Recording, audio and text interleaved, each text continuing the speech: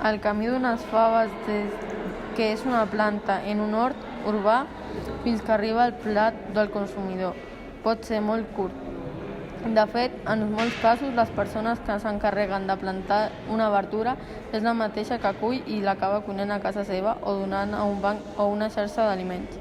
A diferència de molts productes que recorren centenaris de quilòmetres, les faves de les que us parlem només s'ha de portar a uns centenars de metres de distància perquè algú se la pugui menjar. A Barcelona ja hi ha mig miler d'horts urbans i no paren de créixer en els últims anys.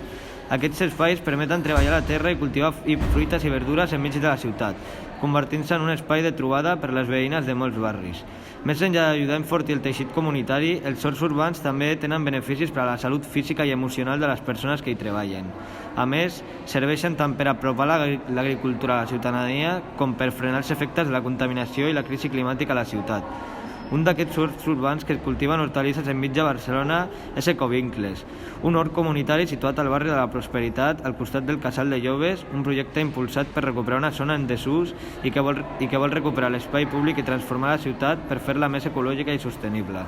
Un espai on les veïnes cultiven les hortalisses de proximitat i de temporada que acabaran a les taules i als plats del banc d'aliments.